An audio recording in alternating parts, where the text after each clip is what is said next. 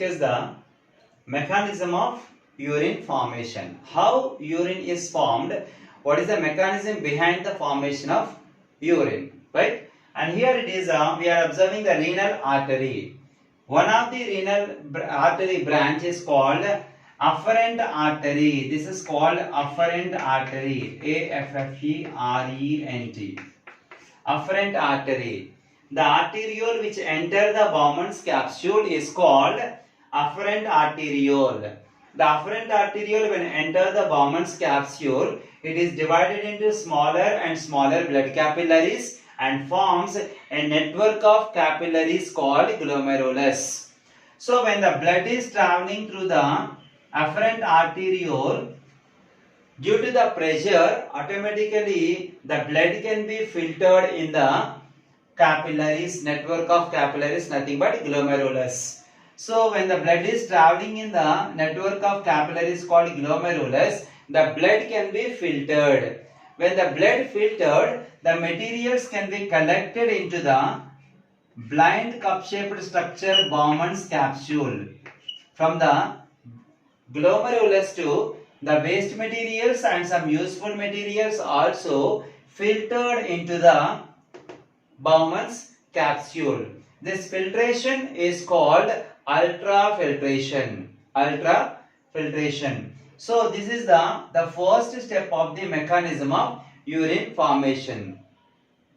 The first step is ultrafiltration. Mechanism of urine formation. First step is ultrafiltration.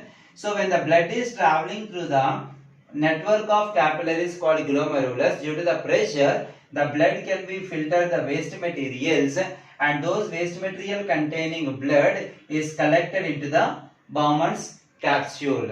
And after that, the materials are enter the first initial part of the renal tubule called proximal convoluted tube. This is called proximal convoluted tube.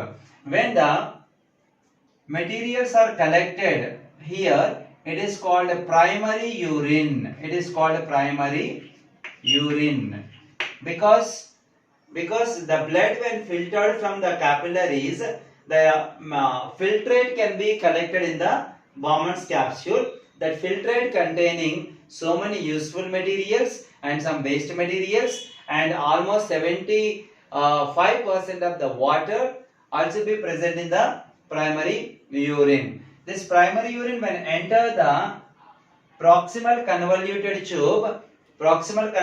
tube, here there is a mechanism takes place, nothing but tubular reabsorption. When the primary urine enter the proximal convoluted tubule, useful materials like glucose, amino acids and potassium, calcium, sodium, ions all these are again reabsorbed into the blood, in the sense of from the renal tubule to capillaries.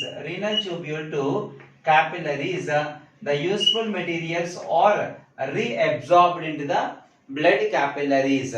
Okay, we can say that simply the reabsorption takes place between the proximal convoluted tubule to peritubular capillaries. The useful materials present in the proximal convoluted tubule are reabsorbed into the peritubular capillaries. Right? And here what they are reabsorbed, the useful materials like glucose, amino acids and calcium, sodium, potassium, ions, and 75% of water. 75% of water also reabsorbed while the primary urine is passing through the proximal convoluted tube. Right? The remaining materials now enter the loop of Henle. In the loop of Henle, when the primary urine is enter, it's only 10% of water. 10% of water can be reabsorbed. 10% of the water can be reabsorbed while the primary urine is traveling through the loop of Henle. And finally, the primary urine enter the distal convoluted tubule. This is the part of distal convoluted tubule. When the urine is entered the distal convoluted tubule, here another mechanism takes place, nothing but tubular secretion. Tubular secretion. Nothing but the waste materials present in the peritubular capillaries are secreted into the distal convoluted tubule.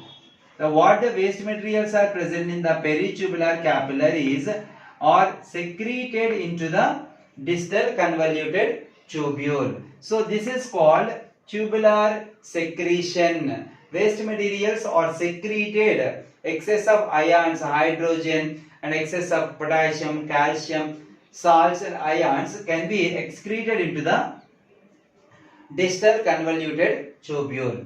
Right? Already waste materials are present here, and excess of waste materials also added to the urine when it is enter the distal convoluted tubule. Then automatically the contaminants in the urine become more and more, so that urine is called hypertonic urine. This hypertonic urine enter the collecting tubule. The hypertonic urine when enter the collecting tubule, it cannot expel by itself. So that what happens, the pituitary gland present in the brain itself or attached to the hypothalamus of the brain secretes a hormone named as vasopressin. Vasopressin. This vasopressin can compel the concentrated hypertonic urine from the collecting tubule to the hilum itself, or maybe the pelvis itself. So this is the process of mechanism of urine formation.